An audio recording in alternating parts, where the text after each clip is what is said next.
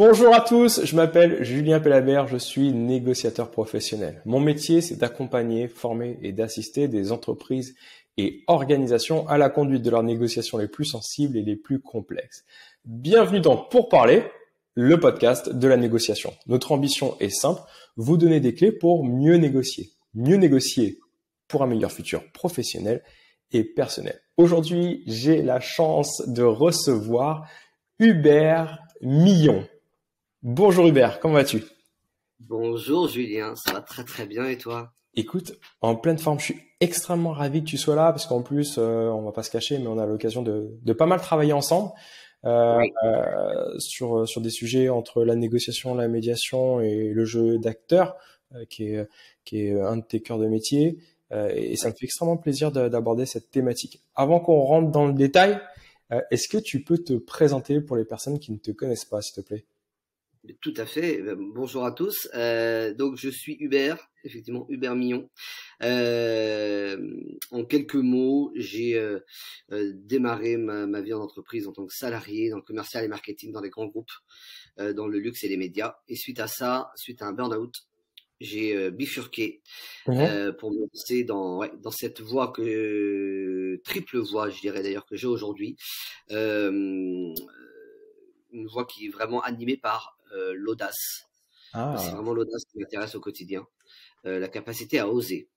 Et j'utilise ce leitmotiv sur trois axes. D'abord, finalement, en tant que comédien, théâtre, télé et cinéma, pour différents projets, comédie, drame ou autres.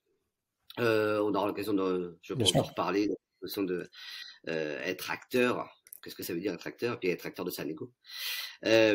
Autre activité également, c'est formateur coach en entreprise, et c'est aussi dans ce cadre-là qu'on se connaît, Julien, qu'on travaille ensemble. Et puis enfin, dernier volet, médiateur en entreprise, sur toutes les difficultés sociales qu'on peut rencontrer et comment on accompagne la résolution des conflits sociaux en Parfait. interne. Voilà. Et puis tu enseignes quand il te reste encore un peu de temps libre dans ta journée.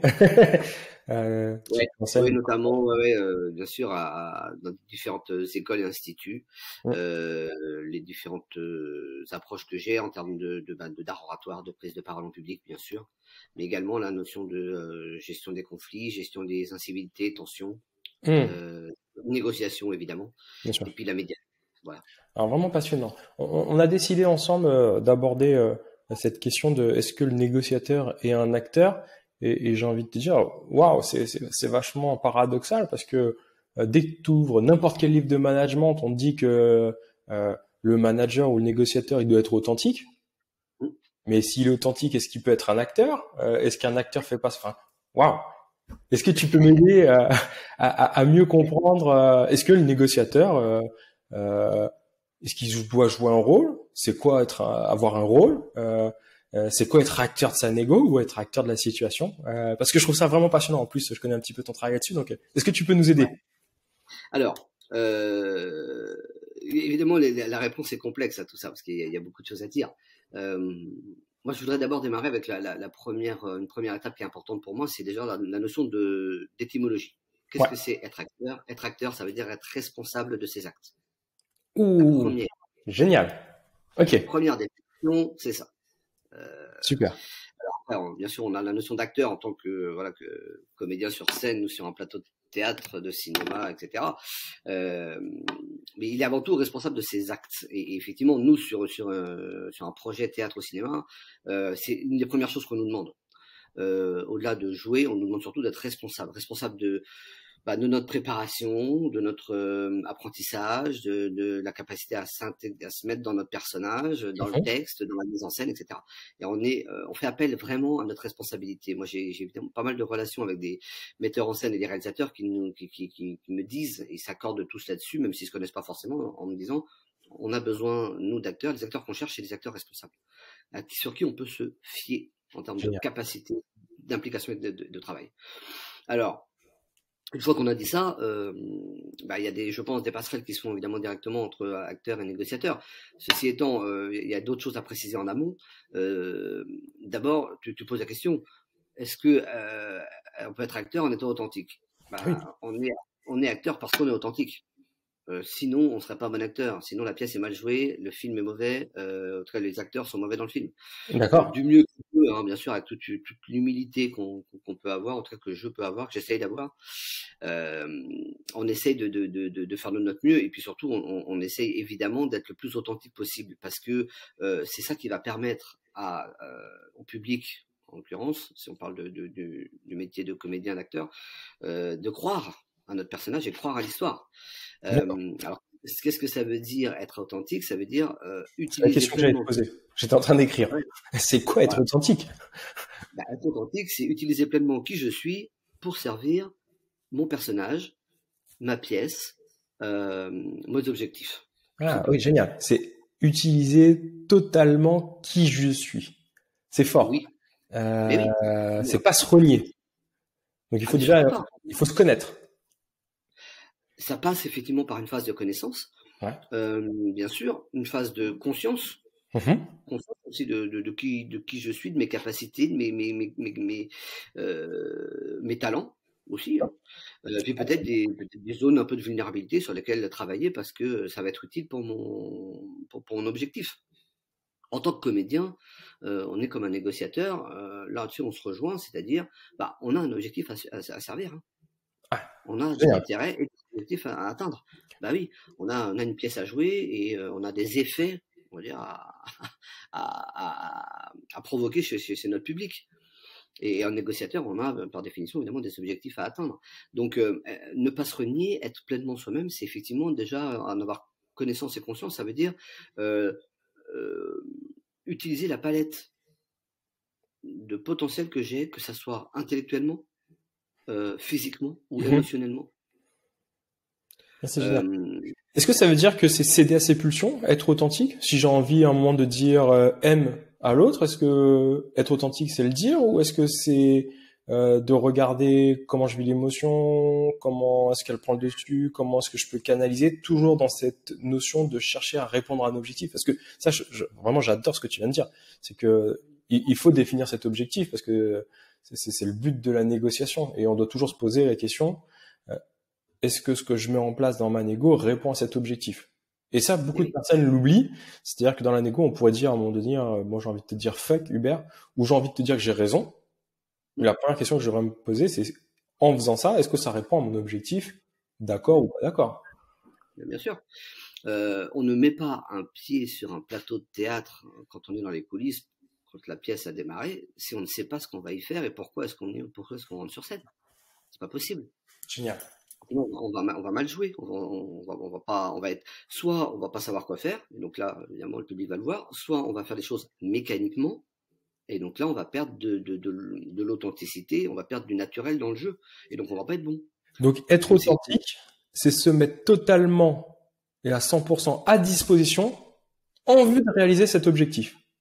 Totalement. Il faut ne pas oublier, donc, en vue de réaliser cet objectif. Et donc, en fait, je vais te donner la meilleure version de moi-même, adaptée à la situation, pour réaliser cet objectif. C'est vraiment génial, parce que pour beaucoup, être authentique, c'est se lever, sortir, c'est de dire non à l'autre, c'est d'exploser si j'ai envie d'exploser. Non, pas du tout, parce que j'en oublie mon objectif. C'est ça. C'est exactement ça. En l'occurrence, après, on peut se questionner aussi sur qu'est-ce que c'est que l'objectif, mais parce qu'il se prépare évidemment, mais tu disais tout à l'heure, parce que moi j'ai envie de réagir là-dessus, sur céder à ses pulsions. Est-ce que si je cède à mes pulsions, je suis authentique avec moi-même?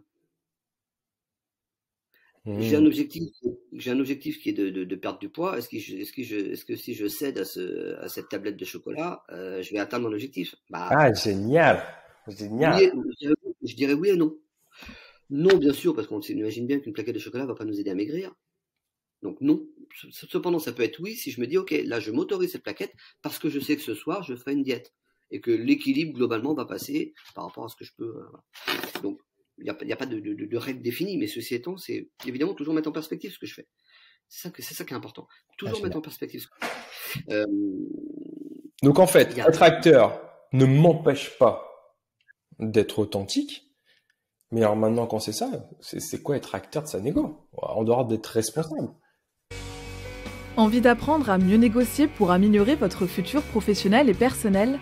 Rejoignez le premier et unique programme de formation à la négociation globale en France. Ce parcours réunit 12 des plus grands experts français de la négociation. Anciens chefs de la cellule de négociation du RAID, du GIGN, enseignants à Harvard, experts en psychologie et détection du mensonge, criminologues, préparateurs mental. Le parcours est certifiant, avec une certification reconnue par l'État et 100% éligible au compte personnel de formation. C'est-à-dire que c'est 0 € de reste à charge pour 99% de nos apprenants. Alors à tout de suite sur négociation-global.com. Alors, être acteur ne m'empêche pas d'être authentique, au contraire. Si Oui. je veux être bon acteur, il faut être authentique. Bien sûr. Si je dois jouer demain quelqu'un sur une scène, devant une caméra qui est un amoureux transi ou un tyran sadique, ben, il faut que j'aille chercher en moi pleinement ça pour pouvoir le mettre au service du personnage. Parce que je fais appel à ma palette de couleurs. Donc c'est être pleinement, encore une fois, aller utiliser pleinement tout ce que je suis et mon potentiel. Au moment donné, comme tu dis, la meilleure version de moi-même. Alors, être acteur de sa négo, ça veut dire quoi du coup? Ben déjà, je reviens moi toujours au sens premier du terme. Être responsable de ses actes. Responsable de ses actes. Aujourd'hui, je prépare ma négo. Pour moi, la première des responsabilités d'ailleurs, c'est de préparer. Ouais, et être responsable de ses actes, ça veut dire aussi indirectement, c'est comme ça que je le comprends, ça fait écho chez moi comme ça, à ne pas subir les émotions, à ne pas subir un environnement et vraiment être responsable, enfin, au sens large du terme. Et la préparation le permet. Exactement. Alors, il y a bien sûr toute l'anticipation qu'on peut avoir. Et puis après, comme nous, encore une fois, au théâtre, on apprend un texte, on répète, on se prépare. Et puis après, il y a ce qui se passe sur le plateau, ou ce qui se passe en négociation. Où là, bien sûr, on n'est pas maître de tout, on peut pas tout savoir, tout maîtriser, tout anticiper. Il y a aussi l'imprévu. Et c'est là où je pense qu'il y a un lien que j'aime beaucoup faire entre acteur et négociateur, c'est que l'acteur, qu'est-ce qu'il fait? Ben, il est aussi disponible, hein, j'aime bien le mot que tu as utilisé, effectivement, c'est une vraie disponibilité pour être en capacité à improviser, s'adapter au moment donné, s'il ne se passe pas ce qui est prévu. Le texte qui doit venir ne vient pas, la musique qui doit se lancer ne se lance pas. Moi, j'ai eu des spectateurs qui font un malaise dans la salle au milieu de la pièce. Qu'est-ce qu'on fait? On s'adapte, on fait quoi? Qu'on retrouve en négociation, parce qu'en négociation, on parle d'unicité de temps, de lieu, d'action et de personne. Chaque négociation est unique et la négociation est complexe par définition. C'est-à-dire que il y a des facteurs exogènes qui vont impacter mon système, qui est la négo, avec de l'incertitude et du risque. Et tu dis que c'est exactement la même chose, en fait, dans l'acting. Donc, c'est comment je me rends disponible. Est-ce qu'on peut aller, à un moment donné, tu as évoqué cette notion de rôle. Est-ce qu'on peut définir cette notion c'est quoi jouer un rôle? Je comprends cette notion d'acting, d'acteur. C'est quoi jouer un rôle? Parce que on va jouer un rôle, mine de rien, dans cette pièce qui est la négociation. Oui, alors, jouer un rôle, pour moi, c'est tenir un propos. Quel est mon propos? Qu'est-ce que mon personnage a à dire? Ou moi, en tant que négociateur, qu'est-ce que je défends? Qu'est-ce que je défends? Ok. Toujours en cette volonté d'aller chercher un objectif. Et du coup, oui, mais je dirais, pour moi, mon propos, il est au service de mon objectif. Mon propos n'est pas mon objectif. Oui, pour moi, oui. Il est au service de mon objectif. Top. Tu vois? Et c'est ça, moi, c'est ça qui m'intéresse, c'est que tout ce que je vais dire dans ma négo, comment est-ce que je l'assume? Et c'est ça mon rôle, c'est d'assumer ce que je dis, et en l'occurrence ce que j'ai préparé, mes argumentations, mes intérêts, comment je les assume pour pouvoir les mettre au service de l'objectif. D'accord, donc si je comprends... L'acteur est pareil. Ouais, mais si je comprends ce que tu me dis, Hubert, c'est-à-dire que dans certaines négos, je peux avoir un certain rôle, dans d'autres négos, je peux avoir d'autres rôles. Je reste moi-même, en fait, je fais ressortir la facette de moi la plus adaptée à la situation pour répondre à mon objectif, pour dire les choses simplement. Complètement, sachant que pour moi, ça c'est important qu'on se le dise aussi, c'est quel est l'objectif. On l'a déjà utilisé ensemble plusieurs fois ce mot, et je trouve qu'il est important, c'est la notion de création de valeur. Ouais. Tout l'enjeu, l'intérêt n'est que dans la création de valeur. En négociation, je pense qu'on le comprend assez aisément, créer de la valeur ensemble, pour que chacun s'y retrouve. Mais pour moi, en théâtre et au cinéma, c'est pareil, on crée de la valeur ensemble, on est là pour créer ensemble un film. On dit bien, certains disent pas mal, l'art de la négociation, il y a une partie artistique dans la négociation pour moi. Oh. Et c'est ça d'ailleurs que j'aime dans cette discipline. Mais pour moi, en tant qu'artiste, on crée quelque chose. C'est la définition de base de l'artiste, hein, il crée. Ouais. Il crée. Et en négociation, c'est pareil. Et créer, alors peut-être un peu plus spécifiquement, de la valeur, en l'occurrence, en négociation. Et pour moi, la seule intention, le seul objectif qu'on a, c'est quelle valeur j'aurais créée à la fin de tout ça. À la fin de cette négociation, de ces sessions de négociation, quelle valeur j'aurais créée. Et il y a beaucoup de termes du domaine artistique qu'on retrouve dans le management. Je pense à coopérer, où on a la notion d'opéra qui est une œuvre, en fait, à la base, étymologiquement. Et quand on coopère, c'est qu'on crée à plusieurs une œuvre, presque avec une dimension artistique. C'est la notion de chef-d'œuvre. C'est fort ce que tu dis, c'est fort. Et comment est-ce que je définis ce rôle? Est-ce que d'une certaine manière, c'est-à-dire que la préparation que je vais faire en amont, ou le mandat qu'on va me donner, est-ce que d'ailleurs tu peux me dire ce que c'est que le mandat, va participer à définir ce rôle chez moi? Alors, moi ce que j'ai coutume de dire, c'est qu'un rôle, il se construit. Ok. C'est pas quelque chose de figé, c'est pas quelque chose d'écrit quelque part, c'est quelque chose qui se construit. Quand tu parles de mandat, moi j'ai toujours un mandat de la part d'un réalisateur ou d'un metteur en scène qui me donne une feuille de route et une piste vers laquelle aller pour me préparer mon rôle. C'est pareil quand on est, je pense, tu me contrediras pas, je pense là-dessus, en négociation. On a un mandat, c'est une feuille de route. Une feuille de route à tenir avec différents critères dessus. Et puis du coup aussi une mesure assez objective. Ouais, c'est génial parce qu'on peut faire plein de parallèles là, avec le jeu d'acting et la négo. C'est quand en négociation on dit que si le mandat il est trop étroit, en fait tu négocies pas, c'est que tu imposes un point de vue à l'autre qui n'est pas au-dessus. Et puis s'il est trop large, c'est extrêmement déstabilisant parce que c'est fait comme tu veux. Et puis d'une certaine manière, dès que tu as un accord, on te dira ouais mais tu sais que d'habitude on fait pas comme ça. Bah oui, mais le mandat était pas défini. Mais en fait dans le jeu d'acting, c'est exactement la même chose. C'est-à-dire que si tu as trop de liberté, j'imagine que pour toi, c'est pas agréable, mais si on te dit à la virgule près quoi faire, tu perds en sincérité, non? Alors, je perds pas en sincérité, mais c'est d'autres méthodes de travail. Et puis après, là, c'est là aussi où je fais appel à l'authenticité. C'est où est-ce que je me sens à l'aise dans le sens où pas juste parce que c'est bien ou me faire plaisir, mais où est-ce que je me sens moi le plus efficient possible? Est-ce que c'est avec un mandat très serré ou plutôt serré, ou est-ce qu'un mandat plutôt libre? Est-ce que j'ai besoin que mon réalisateur soit à côté de moi, qu'on refasse, qu'on s'explique, qu'on parle beaucoup, ou est-ce qu'au contraire, moi, j'ai besoin d'un réalisateur qui me laisse totalement libre? C'est deux approches de travail différentes. Génial. Et les acteurs sont plus ou moins à l'aise avec l'un ou avec l'autre. Hein. Complètement. C'est là où on voit ce qu'on disait tout à l'heure sur se connaître. Et pour répondre à ta question sur du coup, le rôle, pour moi, il se construit, il se définit ensemble. Qu'est-ce que tu me demandes et moi, qu'est-ce que j'ai envie de te proposer avec mon mandataire, tu vois. D'accord. Ok. Qu'est-ce que tu me demandes? Et par rapport à ça, qu'est-ce que moi j'ai chez moi pour être authentique, qui répond à ton attente? Quelle est la facette que je peux donner de moi-même qui répond à ton attente?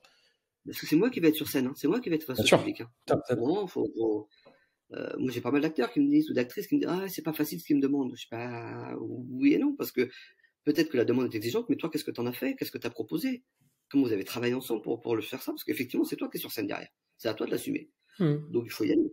Alors, j'ai un mot qui me vient en tête. Est-ce que c'est le mot qui te parle là-dessus? C'est d'être congruent, en fait. Oui.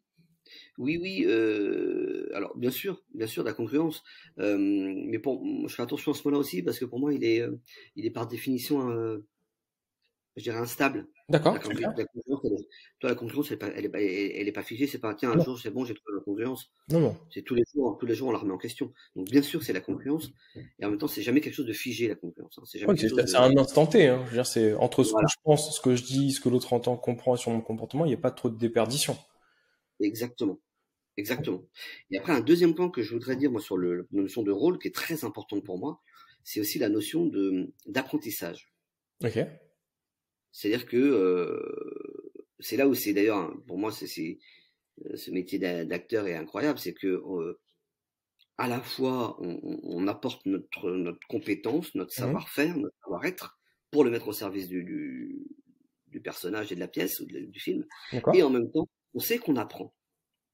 Moi on me demande demain de jouer tel ou tel rôle, je sais que je vais devoir apprendre des choses. Je peux pas arriver en sachant tout. C'est pas possible. Je vais avoir cette notion de mon authenticité va être aussi dans ma capacité à aborder ce rôle en disant j'ai quelque chose à apprendre dans cette nouvelle situation, dans ce nouveau projet théâtral ou artistique. Et moi, j'aborde aussi la négociation de cette manière-là, dans le sens où, bien sûr que je suis un expert, que je me suis préparé, peut-être je me suis fait accompagner aussi pour être bien prêt. Et en même temps, j'ai totalement conscience que c'est un nouvel apprentissage pour moi, là, cette négociation. Je vais découvrir quelque chose. Ah, c'est génial. Ça veut dire que si tu rentres dans ton processus de négociation avec ce biais de surconfiance en étant persuadé que tu sais ce que tu veux, que l'autre, tu sais ce qu'il veut et que tu sais exactement comment tu vas trouver un accord, c'est le meilleur moyen d'aller droit au mur. Exactement. Donc c'est quoi? C'est de l'humilité? Oui, c'est beaucoup d'humilité, complètement. C'est beaucoup d'humilité et ce qui est d'ailleurs très antinomique avec l'ego, hein, parce que on sait qu'il y a beaucoup d'ego chez les artistes, mais il y a beaucoup d'humilité, puis je dirais aussi beaucoup d'altruisme, dans le sens où je m'ouvre beaucoup à l'autre. On ne peut être bon. Démarche de donner. Ouais. Je ne peux être bon, moi, sur une scène de théâtre ou sur un plateau, que si l'autre est avec moi, ou je vais chercher l'autre pour être bon.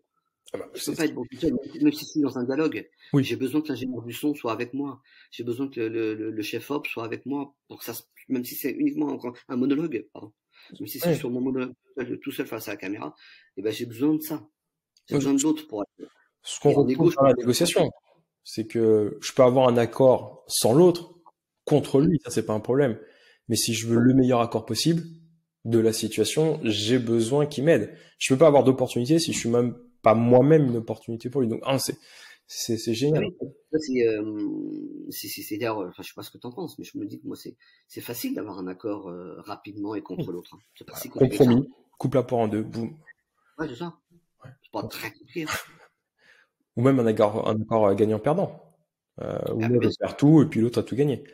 Et d'ailleurs, je reviens sur cette notion je viens de dire gagnant-perdant, parce que généralement les gens pensent à la négociation en win-win, qui est séduisant intellectuellement, mais dans la vraie vie est beaucoup plus compliqué. Et surtout, cette notion de win-win, gagnant-gagnant n'est pas d'Uri et Fischer en 81 à partir du livre Getting to Yes, mais il est de Robert Axelrod, qui a travaillé sur la théorie des jeux, et en fait, qui, sur sa meilleure stratégie de la théorie des jeux, dit que c'est le tit for tat with forgiveness, qu'il a résumé en donnant. Ouais. Et donc, en fait, ce que tu me dis, et qui est donnant, et qui est traduit en win-win. D'ailleurs, il a un livre qui s'appelle Donnant, Robert Axelrod. Et ce que tu me dis, c'est que l'acteur, pour jouer ce rôle, la première chose, c'est qu'il faut que je dois être dans cette logique de donner. Ouais. C'est ça. Ouais. Ah oui. Mais oui. Et tu t'imagines bien que pour donner ça, notamment la base, hein, qui est de l'énergie dont on a besoin pour jouer, il faut être sacrément disponible, parce qu'il y a des soirs, je vais pas trahir de secret, je pense, il y a des soirs, on n'a pas envie de jouer. Hein. Mais je peux pas donner ce que j'ai pas. Alors comment est-ce que dans la négociation, si je dois jouer un rôle que j'ai pas forcément envie de jouer, parce qu'on me demande quelque chose, et comment est-ce que je fais? Alors, je peux pas donner ce que je n'ai pas, mais moi je considère qu'on a toujours quelque chose à donner. Génial. Sinon, top. Ça sert à rien. Génial. Ça sert à rien. Moi, j'ai une expérience dans mon école de théâtre. Je suis arrivé un soir en cours et j'étais très fatigué. Parce que je travaillais encore en entreprise à l'époque la journée. Et du coup, très fatigué, pas bien, moitié malade et tout ça. Et je suis arrivé le soir au cours et je dis à la prof que je suis désolé, mais je passerai pas ma scène ce soir. Je peux pas. Je suis pas prêt, je suis pas disponible, je suis pas en forme, quoi. Et elle m'a dit, je vous prends au mot, je m'en fous, vous y allez. Et elle m'a forcé à passer sur scène, passer ma scène. Et je pense que je n'ai jamais été aussi bon que ce soir-là. Incroyable. Pourquoi?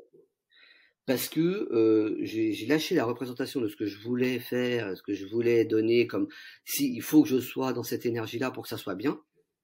C'est rejoint ce qu'on disait tout à l'heure. Je suis allé puiser pleinement ce que j'avais pour le donner. Et j'ai fait avec ce que j'étais pleinement. Avec ma préparation bien sûr, mais j'ai fait avec ce que j'avais pleinement à donner ce soir-là. Et ce que j'avais donné était tellement finalement juste et authentique que ça a marché. En fait, est-ce que ça veut dire que tu t'es délivré d'un certain regard extérieur pour regagner encore plus en authenticité? Alors oui, évidemment. Évidemment, parce que j'étais sûrement moins dans la représentation de qu'est-ce que je voulais montrer comme type de Oui. personnage. Pour être plus J'aimerais bien que mon toi-même? personnage ait encore plus moi-même, d'une part, et d'autre part, je suis surtout allé chercher vraiment ce que j'avais à donner. Du coup, je suis parti de la base. Donc, ok, t'es fatigué peut-être, mais qu'est-ce que t'as? Qu'est-ce que t'as dans ta besace que tu peux mettre au service là? Et est-ce que ce que t'as donné était différent de ce que tu donnais les soirs précédemment? Ma question, elle est de dire, Oui, vu que je peux pas donner ce que j'ai pas, mais que je peux donner, j'ai toujours quelque chose en moi. Si on me demande forcément de jouer un rôle, c'est quelque chose sur lequel je peux être d'accord, pas d'accord, que je peux négocier, mais je peux avoir peut-être différents rôles, toujours dans cette volonté de satisfaire l'objectif. tout à fait. Mais bien sûr. Un Tartuffe, tu peux le jouer de différentes manières. Ah, c'est génial. Un Don Juan, tu le joues d'une certaine manière. Il aura toujours le même objectif, mais tu peux le jouer de différentes manières. Donc la Et seule tant mieux chose que je d'ailleurs. dois vraiment définir, c'est mon objectif. Mais après, Alors, je suis déjà. responsable du rôle que je vais jouer d'une certaine manière. Et je suis responsable d'accepter le rôle qu'on me donne. Je pense notamment à des directions achats dans la grande distrie ou Ouais. dans l'automobile qui peuvent être assez dures. Je suis responsable d'accepter ce rôle du good cop, bad cop, du gentil Bien sûr. méchant, alors que j'ai d'autres façons, peut-être, à ma Ouais. disposition pour aller chercher cet objectif. Complètement. Complètement. C'est là la notion de responsabilité, encore une fois. Je reviens à qu'est-ce que j'ai envie de jouer? Est-ce que j'ai envie de jouer ce rôle-là? Et si oui, bah, j'y vais pleinement, j'y vais à fond parce que c'est ma responsabilité pour que l'objectif individuel, bien sûr, le mien, et que l'objectif collectif, hein, encore une fois, de création de valeur commune, si c'est possible, bah, aboutisse. Donc, moi, c'est ça que j'aime bien aussi dans le lien que je fais entre acteur et négociateur, c'est qu'il y a une notion de collectif. On est ensemble dans la négo. Ça ne veut Mmh, pas dire que on est amis, hein. Je ne demande pas à ce bien qu'on sûr, soit amis, c'est pas le sujet. mais on est ensemble. On est ensemble sur ce sujet de négo. Comme on est ensemble avec des partenaires de scène ou avec des techniciens et puis avec évidemment le public. On a besoin des uns des autres, chacun à sa place pour que la pièce se joue correctement. Et pour moi, la négociation, c'est une pièce qui se joue. Totalement d'accord, parce que pour une raison qui est assez simple, hein, c'est qu'on est différent dans nos négos pro que nos négos perso, que dans notre vie privée avec nos cercles d'amis, et même nous ensemble, on a une interaction qui est différente quand on est entre nous, quand on est avec nos clients. Et c'est dire qu'en fait, on montre une facette de nous qui n'est pas Voilà. fausse, hein, qui est notre vraie facette, mais qui est adaptée au moment T, au moment M, à l'instant T du sujet. C'est vraiment génial. Alors, maintenant que j'ai cette notion de rôle en tête, Hubert,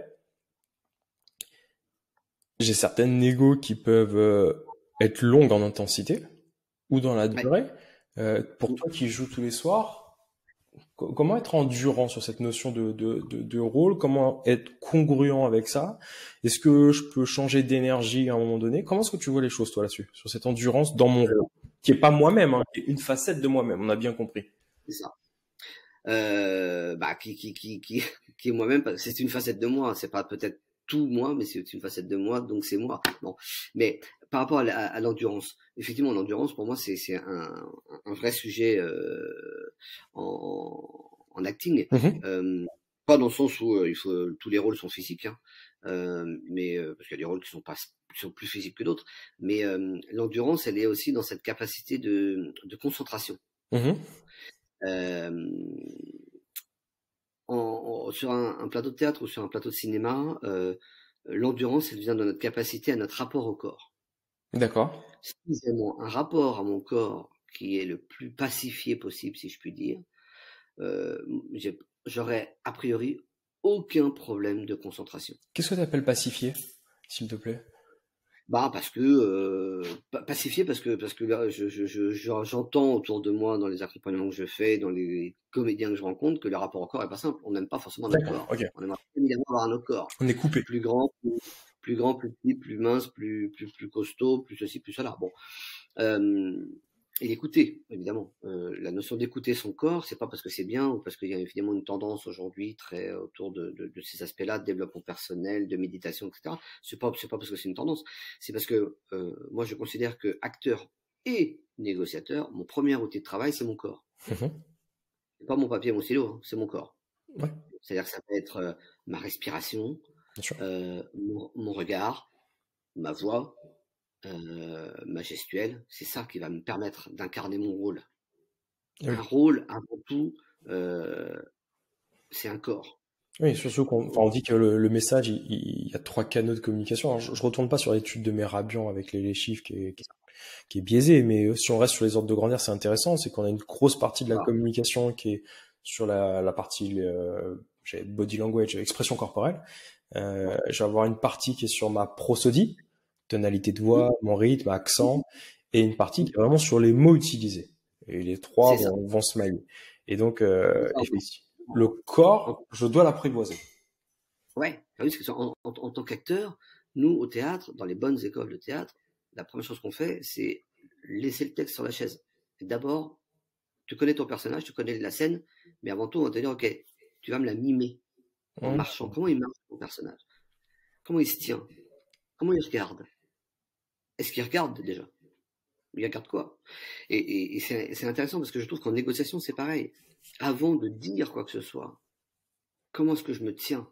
Comment est-ce que je m'assieds si c'est une table? Comment je rentre dans la salle? Génial. Est-ce que tu as des tips, des astuces pour les gens qui nous écoutent ou nous regardent sur comment est-ce que je crée les conditions de faire une bonne première impression? Parce que généralement, cette bonne première impression, elle dépend de ce que j'émane, mais pas de ce que je dis, puisque avant même d'avoir parlé, mon interlocuteur va se faire une première impression. Comme toi quand tu rentres en scène. Ouais, mais moi j'ai envie de te dire, c'est même pas pour l'interlocuteur, c'est pour soi. Pour moi, être à l'aise dans le rôle que j'ai à jouer, tu vois. Avant que l'interlocuteur en pense quoi que ce soit, c'est moi, est-ce que déjà je me sens bien dans le rôle que j'ai à jouer? Génial. Si je joue le rôle d'un curé, si je joue le rôle d'un avocat, est-ce que moi déjà je suis bien dans le rôle? Alors évidemment, nous au théâtre, ce qui est génial, c'est que les costumes nous aident pour nous mettre dans des rôles. Oui, bon, enfin, dans la négociation, tu peux décider d'y aller en costard 3 pièces, costume cravate gilet, ou en jean. C'est vraiment intéressant parce que je suis en train d'écrire un second livre qui s'appelle Pitch Influence et j'explique une partie que moi je fais beaucoup de rendez-vous aujourd'hui en jean et pas par manque de respect pour mon interlocuteur, mais juste parce que je me sens beaucoup plus à l'aise et que j'ai l'impression d'être plus congruent avec moi-même. Et c'est vraiment génial. Et c'est d'une certaine manière mon costume. C'est ça. Et du coup, les tips par rapport à ce que tu demandes, les tips, moi j'en ai 2 que j'utilise toujours. C'est premièrement la règle des 4-6. J'inspire 4 fois, j'expire 6 fois. C'est-à-dire, à quoi ça ressemble? J'inspire 4 fois par le nez. Pardon, 4 fois. Sur 4 temps, pardon. Ah, d'accord. Oui, pardon, je vais être plus précis. J'inspire sur 4 temps par le nez. Et j'expire 6 fois. Pardon, sur 6 temps. Ça veut dire que tu coupes ta respiration 4 fois. 1, 2, 3, 4. Sur 4 temps. Ok. Non, tu peux faire un filet d'inspiration. Tout doux. Ok. Ok, donc en fait, pour les gens qui nous écoutent, c'est sur ton inspiration, tu vas la découper en 4 temps. Et ton expiration, au moment où tu souffles, tu la coupes en 6 temps. Et je l'ai fait une fois pour être sûr d'avoir compris ce que tu disais. Et c'est intéressant parce que j'ai l'impression que, en une fois, le temps ralentit. Un peu comme de la cohérence cardiaque. Ça rejoint évidemment les systèmes de méditation, de cohérence cardiaque, bien sûr. Mais moi, je suis adepte de toutes ces méthodes-là. Les noms derrière et les philosophies, je suis assez ouvert là-dessus. Il n'y a pas de sujet. Je suis pas de chapelle. La seule chose qui m'importe, c'est l'effet produit. L'effet produit sur soi, c'est une décontraction de peut-être les zones de tension. Ok. Un relâchement des épaules, et puis on va voir juste après aussi la notion de la voix qui se pose. Parce que si je suis stressé, je vais parler un peu plus comme ça, je vais être un petit peu plus agité, alors que si je me pose, si je respire, ma voix va être plus posée. Je vais avoir une voix qu'on appelle la voix médium, la voix, au théâtre on appelle ça la voix médium, la voix plus timbrée, et du coup une voix aussi qu'on appelle un peu la voix de l'affirmation, qui va effectivement produire un impact et de dire la personne en face de moi ne va pas pouvoir remettre en cause quoi que ce soit, parce que j'ai posé. Donc ça, cet exercice de respiration, ça impacte et mon expression corporelle, parce que ça me relâche, et ma prosodie, c'est-à-dire tonalité de voix. Exactement. Génial. Exactement. J'inspire 4 fois, je souffle 6 fois. Enfin, on va dire sur 4 temps et 6 4 temps. temps, C'est 6 temps. peut-être Ok. plus Je découpe pour ma ceux- respiration en 4 inspirations. voilà, Ok, top. exactement. Et ça, Euh, c'est des exercices qu'on fait tout le temps, nous, avant de monter sur scène. Parce que sinon on rentre peut-être pas dans la bonne énergie, on va louper notre effet, louper notre démarrage. alors Et ça puis me permet deuxième d'être à exercice, l'instant T présent et pleinement présent. exactement, Ok. exactement. Est-ce Et que puis tu aurais deuxième, quelque chose en termes de position pour rentrer, pour être totalement, enfin, alors c'est le deuxième exercice justement. nickel. Le premier outil c'était celui-là. Le deuxième outil que j'utilise beaucoup, moi, c'est le jeu des 3 secondes. D'accord, c'est quoi? 3 secondes, c'est-à-dire que j'attends 3 secondes avant de dire quoi que ce soit, même bonjour. Et qu'est-ce que ça permet ça? Ça permet de se redresser tout doucement et d'avoir le regard qui s'adresse vraiment là où j'ai envie d'adresser. En l'occurrence, à la personne à qui je m'adresse.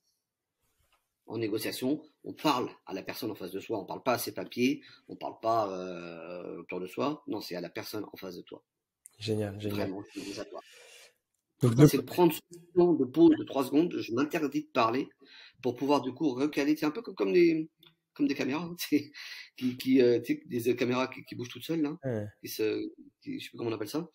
Mais elles se fixent sur la personne bien sûr. qui parle. Ah, ça, c'est génial. Parce que, qu'on soit bien d'accord, c'est ne pas parler pendant 3 secondes, mais ça n'interdit pas de regarder ou de sourire. Ah bah, au contraire, Au contraire. c'est là où il faut profiter de ça, Et oui. pour créer le contact. Premier exercice de communication, c'est je crée un contact là sans dire un mot déjà. Génial, génial. Et alors, c'est pas un exercice qui est évident pour les gens qui vont essayer, parce que le silence ne nous met pas tous à l'aise. Alors, sur un one-to-one, à la limite, tu vas m'en parler, mais comment est-ce qu'on apprivoise cette notion de silence? Mais sur scène, quand tu as 200, 300 personnes qui te regardent, c'est quelques secondes de silence, c'est pas les mêmes. Ouais. Alors là, moi, ce qui m'aide, c'est d'assumer que j'aime être regardé. Ah, génial. Bah oui. Congruence. Ouais, génial. J'aime qu'on me regarde, j'aime qu'on soit suspendu un peu comme ça à mes lèvres, savoir, tiens, silence, qu'est-ce qu'il va dire? Et c'est pareil en négociation. J'aime aussi, moi, sentir qu'en face, il y a une attente de l'interlocuteur qui me dit, oh, qu'est-ce qu'il va dire à ce moment-là, là? Tiens, comment est-ce qu'il va aborder la suite de la négociation? Qu'est-ce qu'il va répondre à ce que je viens de lui dire? Moment suspendu. Et j'aime ça, moi, j'aime créer cet effet-là. Ah, c'est top, c'est top. Et c'est vraiment pas un exercice facile. Je sais que Ouais. j'ai fait une conférence TED qui est filmée sur la négociation et mon coach m'avait dit attends 5 secondes. Et quand je suis arrivé sur scène, avant de commencer, pour avoir un focus d'attention sur toi, gagner en impact sur tes premiers mots. Et pour moi, j'étais persuadé que j'avais dépassé les 5 secondes larges. Et quand je vois la vidéo TED, ça doit durer 2 secondes ou 3 secondes. Alors je me dis que s'il m'avait pas donné ça, je me serais précipité. Et se précipiter, c'est peut-être perdre effectivement Bah, en impact. un des gros pièges de la négo, hein, c'est la précipitation. Pour moi, c'est Intéressant. un des gros pièges, c'est se précipiter. Et évidemment, quand on se précipite sur une scène de théâtre, nous on appelle ça bouler son texte. On boule, on joue plus, on oublie le public et du coup la pièce est pas bonne, on passe à côté. Donc prendre ce temps-là, c'est aussi bien prendre un petit temps pour se remettre bien dans son rôle. C'est peut-être qu'on a un petit peu décalé quand on arrive parce qu'il y a une zone de stress, c'est normal. Et ça nous recale sur notre rôle, sur notre posture. J'en viens à une question par rapport à ce temps de silence qui va m'amener sur un autre univers que tu connais bien, parce que j'imagine que tu joues pas de la même manière au théâtre qu'à la télé, et on a la chance pour certains de te voir à la télévision sur des chaînes type M6. Tu veux parler du programme très rapidement où on a eu l'occasion de te voir Ouais, j'ai eu la chance de tourner dans différentes séries de TF1, France 2, M6, des séries comme Infidèle, La Promesse, Le crime nous va si bien, Scène de ménage aussi. Scène de ménage, ouais, effectivement. Là j'ai tourné dans un très très beau film qui s'appelle Tempête, c'est un film de Christian Duguay, qui avait fait le film Japlou, et un film qui va sortir, je pense, en 2022. Génial. Un très très beau film avec Carole Bouquet, Danny Huston, Pio Marmaille, Mélanie Laurent. Donc, génial. Très très belle expérience. Et alors, j'en viens, vu que t'es pas de la même manière sur une scène de théâtre et à la télé, tu vas vite comprendre ma question. on négocie pas de la même manière en visio et en face à face. Et alors, notamment, ce qui m'a amené cette question, c'est que le silence n'est pas perçu de la même manière en visio et en face à face. Autant en face à face, tu peux te permettre des silences assez longs et la personne n'est pas forcément déstabilisée parce qu'elle peut comprendre que tu réfléchis ou que tu invites à la parole. Autant en visio, le silence, c'est tu m'entends Hubert? On a été coupé, qu'est-ce qui va pas? Donc, comment est-ce que quelles est deux, trois astuces que tu pourrais nous donner pour mieux négocier en visio? Alors, et moi j'ai vécu une expérience incroyable un jour parce que j'animais un groupe de formation en visio. D'accord? Et il y a quelqu'un qui a eu cette phrase incroyable, un des participants qui m'a dit, mais le problème en visio, c'est qu'on se voit pas. Oh, génial. Je trouve ça génial. J'ai dit, bah, j'aimerais qu'on s'arrête sur cette phrase parce qu'elle est quand même pas mal. Et bon, je comprenais évidemment ce qu'il voulait dire derrière. Lui, il parlait plutôt de ce contact. Donc toi aussi, tu parlais là. Bon, pourquoi je raconte ça? Parce que la clé, elle est dans le regard. Quand on est en physique, on a les sens plus éveillés. Oui. On a les 5 sens plus éveillés qui sont, alors bien sûr, on a l'ouïe et la vue, mais l'odorat peut être aussi un peu éveillé, un parfum par exemple. Le toucher aussi, peut-être, hein, si on se serre la main, etc. Alors qu'en visio, finalement, on l'a pas. Donc la visio, pour répondre à ta question, la visio, elle nous oblige, mais pour moi, c'est pas négatif, à nous concentrer sur ces deux sens qui sont la vue et l'ouïe. C'est-à-dire, ça nous oblige à être beaucoup plus attentifs sur nos regards, comment je regarde l'interlocuteur, peut-être qu'à travers la caméra, et comment je regarde mon interlocuteur. Dans la fenêtre qui s'affiche, qu'est-ce que je vois de mon interlocuteur, s'il est assis ou debout, je sais pas, ou s'il y a juste vraiment un gros plan serré. Nous, au cinéma ou en télé, même s'il y a des gros plans, des plans larges, s'il y a des plans, des plans larges, des plans paysages, il y a globalement plus souvent des plans américains ou des plans serrés. Donc ça veut dire qu'on nous demande de jouer beaucoup plus sur le visage et notamment le regard. Bien sûr. Alors effectivement, c'est tout le corps qui va être encore plus engagé parce que tous les membres vont être utilisés, la voix va être plus projetée aussi. Alors qu'au cinéma, à la télé, on est microté. Donc, en fait, on a pas besoin de la caméra enferme un instant d'une certaine manière. On pourrait presque aborder la négociation en visio comme une scène. C'est-à-dire que derrière moi, j'ai mis en place ce que je voulais aussi peut-être montrer et pas montrer. Est-ce que je me filme dans ma chambre? Est-ce que je me filme dans mon salon? Est-ce que j'ai un bureau? Qu'est-ce que je mets derrière moi? Est-ce que j'ai rangé? Est-ce que je suis habillé? Et c'est intéressant la notion de la caméra aussi, parce que par exemple, moi, la caméra est en face de moi et mes deux écrans sont sur les côtés. Donc, si je regarde ton visage, il est là, mais je regarde plus la caméra. Et si j'ai un PowerPoint à faire parce que j'ai des chiffres, des données ou un Excel, je regarde plus la caméra. Donc, est-ce que je dois mettre la caméra juste au-dessus de l'écran pour être sûr d'avoir un regard? Qu'est-ce que tu recommandes? Et qu'est-ce que tu recommandes aussi en termes de scène, de théâtralisation derrière et qui se prépare en fait une fois de plus en amont? Toujours. Là, tu abordes la notion de mise en scène. Il faut se mettre en scène. Quel est dans le rôle que j'ai? Qu'est-ce que je montre de moi? Génial. Et qu'est-ce que je montre du rôle que je veux avoir vis-à-vis des interlocuteurs qui m'écoutent ou qui me regardent. Donc il y a effectivement une notion de mise en scène. La mise en scène, elle est évidemment très subjective. Hein. Et c'est là d'ailleurs où c'est intéressant parce que si c'est une mise en scène assez bateau, on va passer à côté de notre effet. La mise en scène, elle doit être pensée en termes de décor, de luminosité, elle doit être pensée en fonction de ce que je veux que l'autre voit. D'accord. Qu'est-ce que l'autre va voir? Il y a une règle que j'aime bien moi, qui est la règle des 3/3. Tu sais, au cinéma, on coupe l'écran par 2 lignes horizontales et 2 lignes verticales, ce qui fait 9 carrés égaux et 4 carrés. Pardon? Comme un morpion. Oui, c'est ça, exactement. Et tu vois, à l'intérieur, tu as 4 points de contact, tu sais, qui sont les 4 points de jonction. C'est ce qu'on appelle les 4 points de force. Et c'est là où l'œil de spectateur se fixe. Ok. Sur ces 4 points de force-là. Et principalement, d'ailleurs, sur les 2 points du haut. Ok. Donc, quoi, ça veut dire ça peut paraître bête, mais ça va sans le dire, mais ça va mieux en le disant. Ces points de force, ils sont importants. Où est-ce que vous placez votre caméra? Il faut que vos yeux soient à peu près sur la ligne du haut de ce morpion-là. Génial. Parce que c'est ça qui va vous permettre d'attirer l'œil. Le décor, bien sûr, derrière, choisissez-le cohérent avec ce que vous voulez montrer. En fonction de quand on parle, c'est vraiment intéressant. C'est vraiment intéressant. Sur ces points de vue, parce que là, on voit sur nos caméras à nous, sur ta ligne des yeux, on a deux plans qui sont complètement différents, toi et moi. C'est-à-dire que toi, tu es vraiment sur un gros plan et moi sur un plan un peu plus large, et pourtant notre ligne des yeux, je viens de vérifier à l'instant, est au même niveau.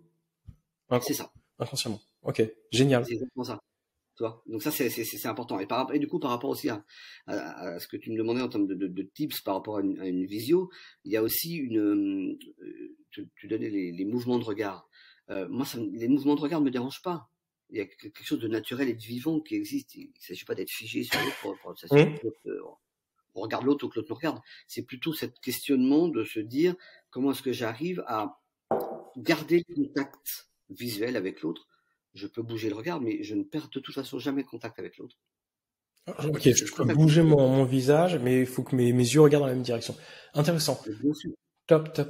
Je t'avais dit en plus, il y a 2-3 semaines, petite anecdote, j'étais à Neuilly-sur-Seine, juste avant une formation pour un cabinet de conseil, et donc j'avais un peu d'avance. Je prends un café en terrasse, et j'ai le directeur commercial d'une grande enseigne de luxe en électroménager que je croise totalement par hasard et qui me parle de toi parce qu'on l'avait accompagné sur une formation online, et il avait un truc, il me dit, on a retenu ce conseil de Hubert, on l'applique dans toutes nos négos, ça cartonne.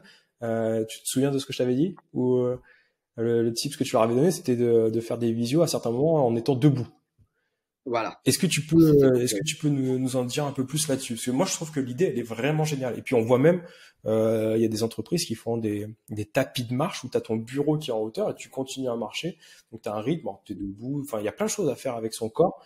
Et la caméra ne retransmet que la partie haute. Pourquoi tu lui avais donné ça? Et sur son retour, on est 6 mois après, il continue à le faire. Pourquoi? Parce que, alors, moi, je veux pas en faire une règle. Parce que moi, quand je regarde un film ou une pièce, j'ai pas envie de voir quelqu'un qui fait comme ci ou comme ça. J'ai envie de voir quelqu'un qui est à l'aise dans ce qu'il fait. Moi, je suis content que ça c'est parlé à certains. Moi, si je le fais quand j'anime des formations, des coachings ou autres, c'est parce que je suis à l'aise comme ça. C'est ça qui me permet de bien jouer mon rôle. Et on en revient sur la façon de s'habiller tout à l'heure. Tu disais qu'il faut être à l'aise. Ouais. C'est génial. Bien sûr. Ouais. Qu'est-ce qui fait que là, et puis ça rejoint ce que tu disais tout à l'heure aussi, qu'est-ce qui fait que j'assume d'être comme ci ou comme ça? J'assume d'être en jean. Ouais. C'est parce que c'est moi. Et ça ne remet pas évidemment en cause quoi que ce soit, ça n'envoie pas un signal particulier par rapport à un autre, c'est juste que c'est moi. Et être debout, effectivement, moi ce que j'aime dans être debout, parce que là c'est ma méthode, c'est que ça me permet d'utiliser plus mon corps que si j'étais assis. Dans l'animation.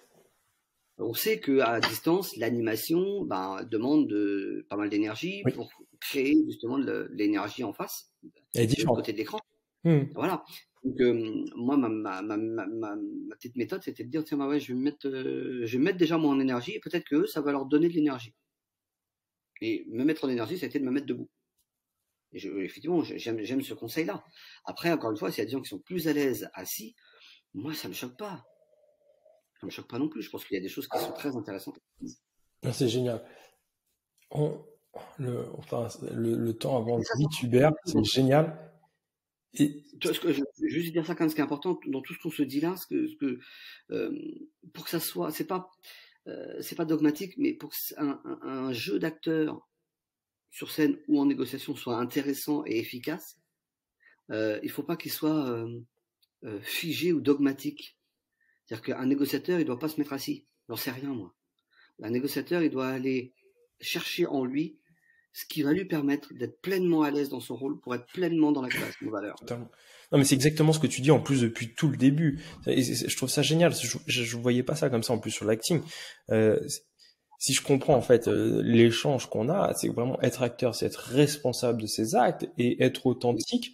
Dans jouer un rôle, c'est choisir dans ces différentes facettes qu'on a à notre disposition, celle où on est le plus à l'aise à l'instant T, pour répondre à l'objectif qui là peut nous être donné par notre mandataire ou notre N+1. Mais en fait, le fait de jouer un rôle ne nous empêche pas d'être authentique, bien au contraire. Et plus je suis à l'aise avec moi-même, que ça soit sur une négociation en visio, pardon, ça va être, si j'extrapole ton propos, c'est-à-dire, si je suis pas à l'aise avec mon décor, je peux mettre un arrière-plan, je peux flouter. Si je suis plus à l'aise à la bonne heure, il n'y a pas de règle. Si je suis plus à l'aise debout, à la bonne heure. Si je suis plus à l'aise à négocier en extérieur avec, dans mon jardin, à la bonne heure. Le seul truc, c'est qu'il faut que je sois pleinement là, d'abord, si je veux être pleinement disponible pour l'autre. Tu as utilisé un mot qui est extrêmement important, c'est le mot de choisir. Eh oui. Moi, j'invite tous ceux qui nous écoutent à regarder cette interview de Bryan Cranston, le héros de Breaking Bad, Ouais, on mettra le lien. qui explique on ne peut pas rater un casting. Pourquoi? Parce qu'un casting, c'est simplement, alors c'est un peu provoque, mais c'est simplement un moment où tu fais une proposition de jeu en fonction de ce que tu veux, de ce que tu es et de ce que tu as envie de proposer. C'est tout. Donc après, si t'es pas pris, c'est pas que t'as pas été bon, c'est que ta proposition ne correspond pas à ce qui était envisagé. Ça, c'est autre chose. Et ça ne t'appartient pas. Donc, c'est ça que j'aime bien dans cette notion d'acting, c'est qu'il y a à la fois une liberté totale et en même temps une énorme responsabilité. Eh oui. Eh oui. Énorme responsabilité. Et est-ce que l'audace, cette capacité à oser, c'est pas cette capacité à choisir? Mais bien sûr. Et moi, j'ai cette phrase qu'on m'a dite, que j'aime beaucoup, qui est choisir, parce qu'après, on me dit toujours choisir, c'est renoncer. Donc, imagine bien, quand on dit ça, ça n'aide pas à choisir, en fait. C'est plus difficile que choisir que de renoncer. Mais moi, on m'a donné une définition que je trouve intéressante, c'est choisir, c'est décider d'une destination. Et c'est pas déterminer une finalité. Choisir, c'est déterminer un chemin. Oui, je prends ce chemin-là. Et que tu peux adapter dans ta négociation, ou que tu peux adapter dans tes différents rounds de négociation. C'est vraiment génial. Parce que c'est une création de valeur. Au bout d'un moment, on se dit, tiens, j'aurais pas imaginé sortir de ma négo avec ça. Et en fait, dans les différentes rounds qu'on a eu, en fait, il s'est dégagé ça, on a créé ça ensemble, on s'y retrouve et c'est pas inintéressant. C'est ça aussi la création de valeur. C'est choisir ça. Donc, tu fais bien d'insister sur le choisir d'ailleurs. J'ai eu la chance de rencontrer des gens assez fantastiques à Lorient, des anciens des forces spéciales marines, une entreprise que je vais citer d'ailleurs, qui est fantastique, qui est Pegasus Leadership. Et dans leur seul débriefing, et tu vas voir pourquoi j'arrive là-dessus, il y a une phrase qui est prière de ne pas subir. Donc tout leur retour d'expérience, ils les font là-dessus. Mais en fait, dans l'inconscient collectif, peut-être moi le premier, je pensais que l'acteur subissait son texte et son rôle, mais bien au contraire, c'est pas du tout ce que tu nous dis. En fait, l'acteur, c'est la personne qui choisit ce qu'il a envie de montrer, de donner. Et donc, en fait, un acteur, le négociateur qui va avoir son rôle d'acteur ne subit pas la négociation, il choisit la facette la plus adaptée pour répondre à son objectif. C'est ça? Bien sûr.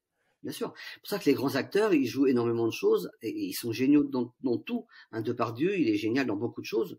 On aime, on n'aime pas. Oui, indépendamment du personnage, c'est pas... Voilà, indépendamment du personnage, mais parce qu'il est à la fois capable de jouer un flic truand dans les films d'Olivier Marchal qu'un analphabète dans un film de Jean Becker, La tête en friche.